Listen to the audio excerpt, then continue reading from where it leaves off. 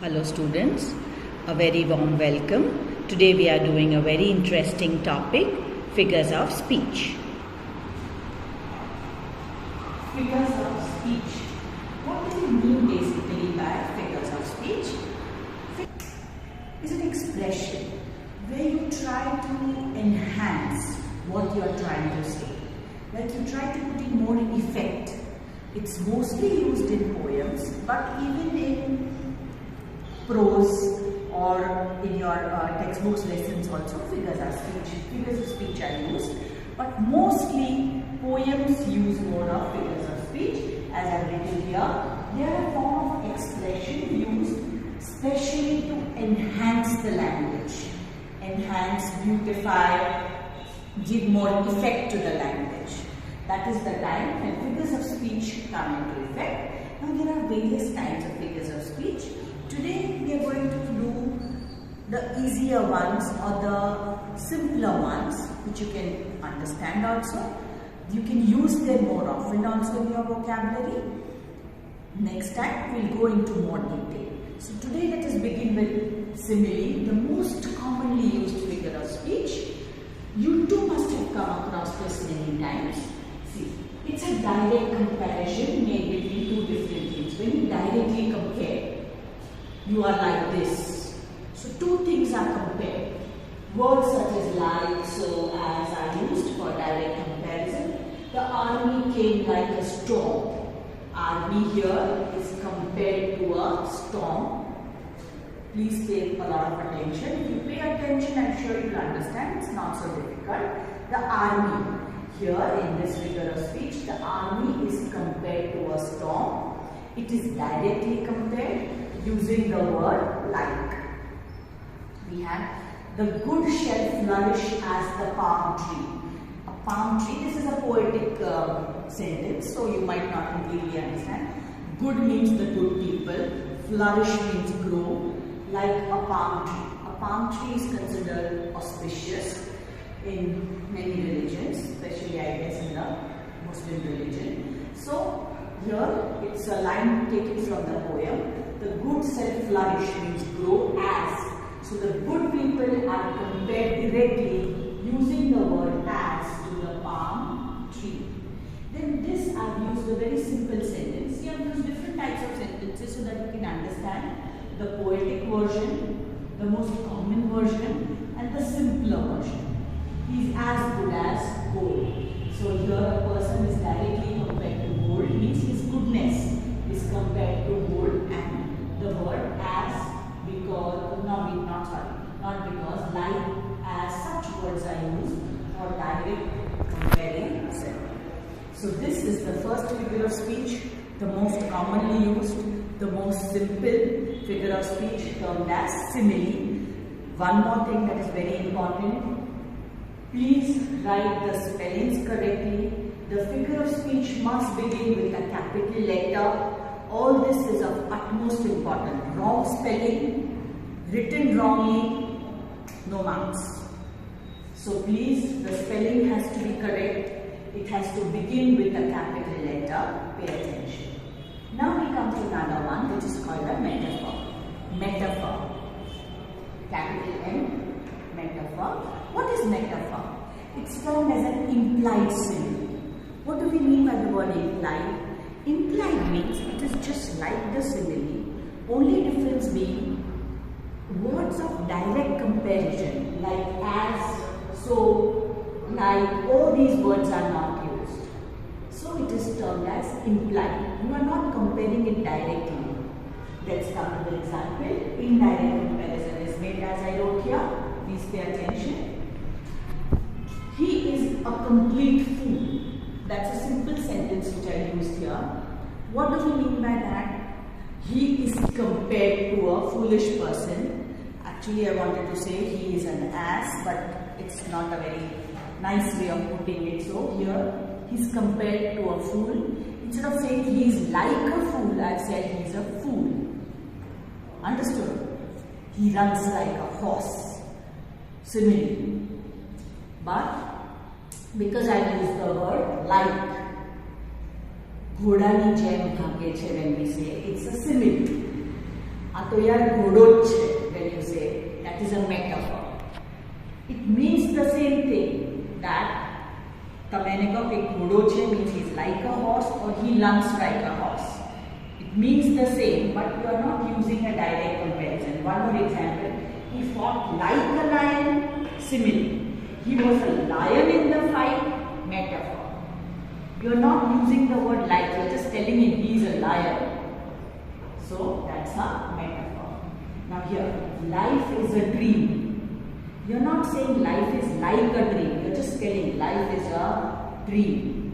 My world is music. Not my world is like music. My world is music. When you are saying it like this, it's an indirect comparison, and such words or such phrases, sorry, not words, come under metaphor. The camel is the ship of the desert. Here camel is compared to the ship, but like as words are not used. Camel is called a ship. Not camel is like a ship. Camel is the ship of the desert. I hope you have understood the difference between simile and metaphor. Simile, where you use the words like, as, so, where you can see the comparison. And in metaphor, you don't compare them, you give them that title. That is called implied simile. Camel is the ship. Life is music. Life is a dream.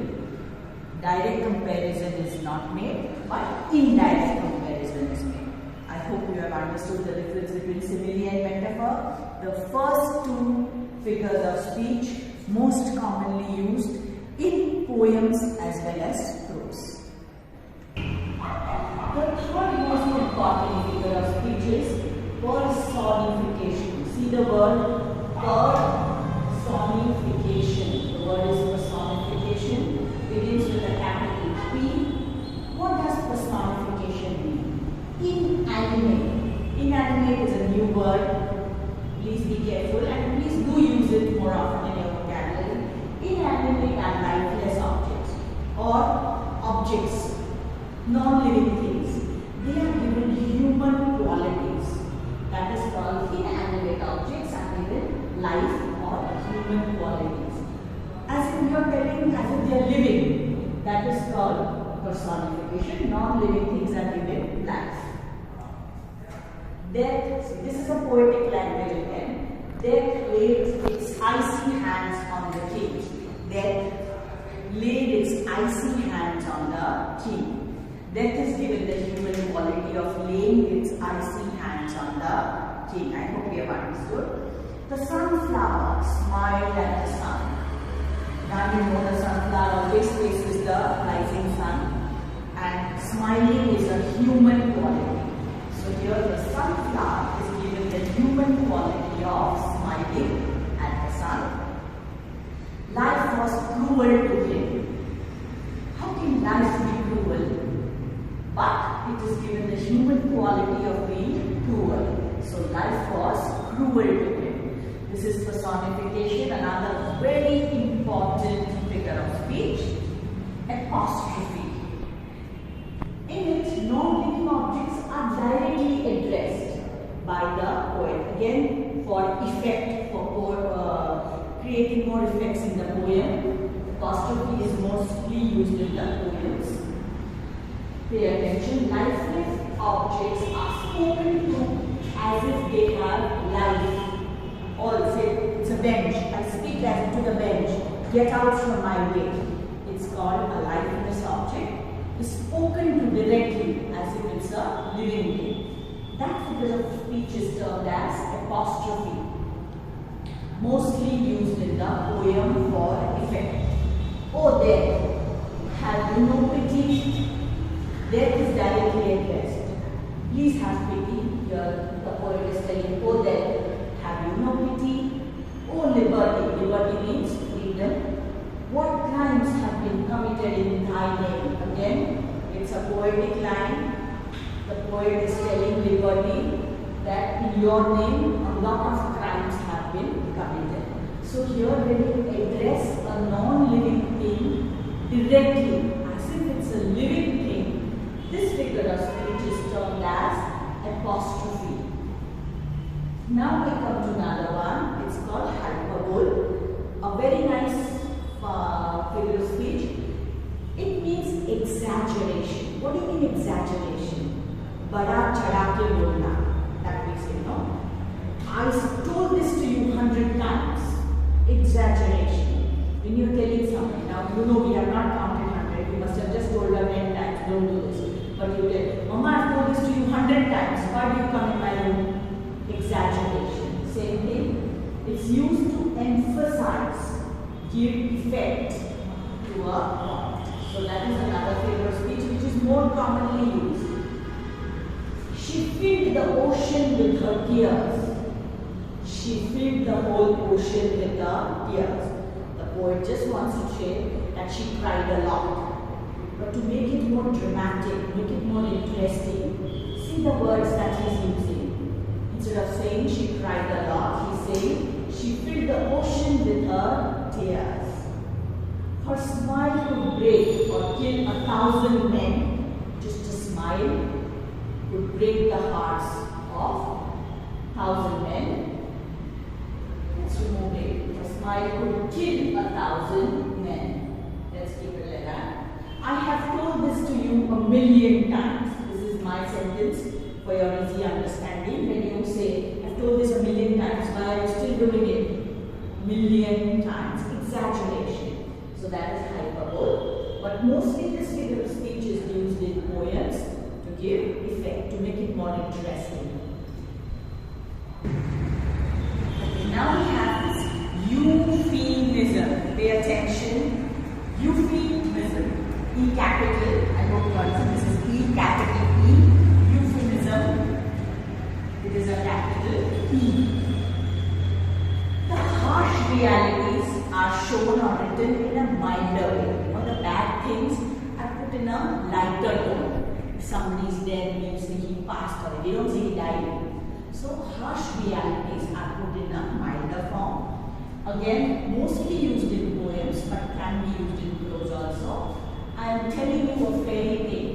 Meaning of fairy tale means I am telling you a lie. But it is said, don't make stories. We say that very often. I know you are telling a lie. Don't make stories. Euphemism. He passed away. The commonly used phrase. Passed away stands for died. We also use he is no more with us. What do you mean he is no more with us? He is left for the heavenly abode. So I guess this is not very difficult for you to understand. When bad things are said in a lighter tone, in a softer tone, this figure of speech is termed as euphemism. Then the rest, both of them are pretty simple. Repetition and alliteration. First we'll do repetition. The word itself suggests repetition. What is repetition? The same word you are using more than once is termed as repetition. In the smaller standards, I hope you remembered, I used to keep telling you, don't use one word 2 times in English. It's not allowed at all. The same word should not be repeated 2 times in one sentence in the English language. But in poems, a lot of things are allowed because poems are the dreams or the fascination of the poets. So here, to give effect, certain things are allowed, and here, run as far as you can. These are lines. Rain, rain, go away. I use this. You must have had this poem when you were very little. Rain, rain, go away. Come again another day. So these are the words. Repetition. We are using the same word more than once in the line to give it more effect. Alliteration, consonant. What is the meaning of consonant? Sound is repeated for effect. Consonant is the sound. Here, see, I have underlined for you to understand. We used to sing this. Betty bought the butter was bitter. Betty tried to make the bitter butter better. Burr, burr, burr. Keeps coming very often. So here, which consonant is repeated? B. B. That is called alliteration, and it gives a lot of effect. Betty bought the butter was bitter. Same. Here, the wicked wolf wobbled over the wire. Wobbled means kalodia khao, gol gol karo. So that is WWWW. the same consonant or the sound is repeated. That is called alliteration. Interrogation, understand this, not very difficult.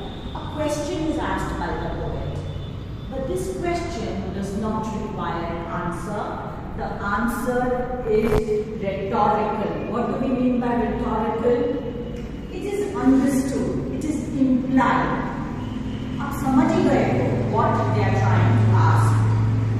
The answer is not required, but a question is asked by the poet just to give effect. Sometimes happens, no, Mama also asks you a question.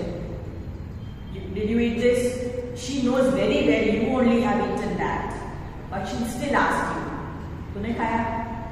Same way, answer is not required, but a question is asked just to make it more effective. Like, this is a poetic line. Am I my brother's keeper? Means, do you think I have to look after my brother all the time? So, am I my brother's keeper? When will it rain? I don't know. You are asking the question also.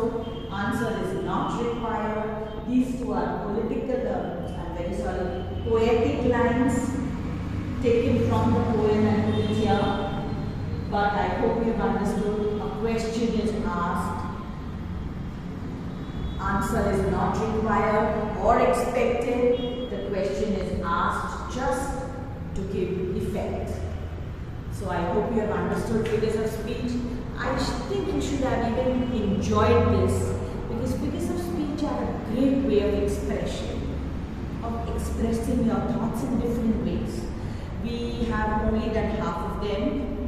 The rest we will continue in the next session. But please listen to this video minimum 2 times so you get the hang of these figures of speech. They are pretty simple, easy to understand, and very commonly used in the poems. I hope you have enjoyed today's session. More for later on. Bye.